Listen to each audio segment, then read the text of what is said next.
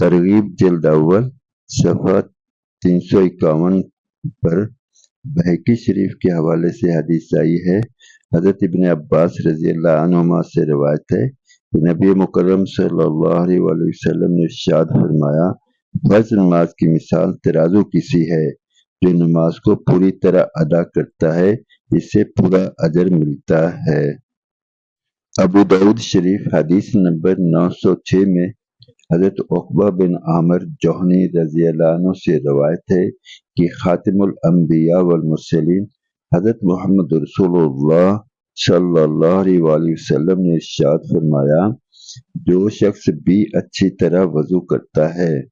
پھر 2 رکعتیں اس طرح پڑھتا ہے کہ دل نماز کی طرف متوجہ رہے اور اعضاء میں بھی سکون ہو،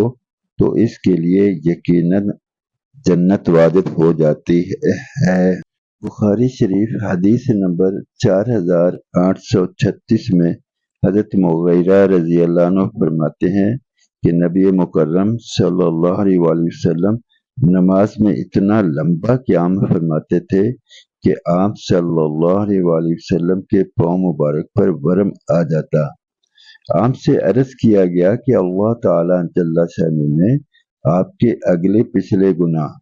اگر ہوں بھی تو معاف فرما دیے ہیں، پھر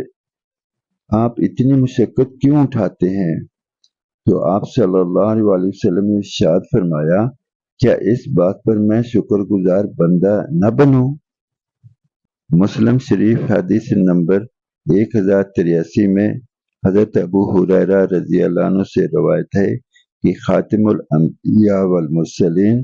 حضرت محمد رسول اللہ صلی اللہ علیہ وآلہ وسلم نے ارشاد فرمایا، بندہ نماز کے دوران سجدہ کی حالت میں اپنے رب کے سب سے زیادہ قریب ہوتا ہے، لہذا اس حالت میں خوب دعائیں کیا کریں۔ یاد رہے کہ نفل نمازوں کے سجدوں میں خاص طور پر ان دعاؤں کا اہتمام کرنا چاہیے۔ مسلم شریف حدیث نمبر 1872 میں حضرت ابو ہریرہ رضی اللہ عنہ روایت کرتے ہیں کہ خاتم الانبیاء والمرسلین حضرت محمد رسول اللہ صلی اللہ علیہ وآلہ وسلم نے ارشاد فرمایا، کیا تم میں سے کسی کو یہ پسند ہے کہ جب وہ گھر جائے تو وہاں 3 حاملہ اونٹنیاں موجود ہوں جو بڑی اور موٹی ہوں؟ ہم نے عرض کیا، یقیناً۔ آپ صلی اللہ علیہ وآلہ وسلم نے ارشاد فرمایا، جن 3 آیتوں کو تم میں سے کوئی شخص نماز میں پڑھتا ہے وہ 3 بڑی اور موٹی اونٹنیوں سے بہتر ہے۔ یاد رکھیں کہ عربوں کے نزدیک اونٹ نہایت پسندیدہ چیز تھی، خاص طور سے وہ اونٹنی جس کا کوہان خوب گوشت سے بھرا ہوا ہو۔ اس لیے آپ صلی اللہ علیہ وآلہ وسلم نے اونٹ کی مثال دی اور فرمایا کہ قرآن پاک کا پڑھنا اس پسندیدہ مال سے بھی بہتر ہے۔ ابو داؤد شریف حدیث نمبر 5079 میں حضرت مسلم بن حارث تمیمی رضی اللہ عنہ فرماتے ہیں کہ خاتم الانبیاء والمرسلین حضرت محمد رسول اللہ صلی اللہ علیہ وآلہ وسلم نے مجھے چپکے سے ارشاد فرمایا، جب تم مغرب کی نماز سے فارغ ہو جاؤ تو 7 مرتبہ یہ دعا پڑھ لیا کرو، اللہم اجرنی من النار،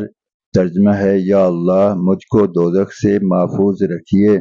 جب تم اس کو پڑھ لو گے اور پھر اسی رات تمہاری موت آ جائے تو دوزخ سے محفوظ رہو گے، اور اگر اس دعا کو 7 مرتبہ فجر کی نماز کے بعد بھی پڑھ لو اور اسی دن تمہاری موت آ جائے تو دوزخ سے محفوظ رہو گے۔ رسول اللہ صلی اللہ علیہ وآلہ وسلم نے معلوم ہے چپکے سے کیوں فرمایا؟ اس لیے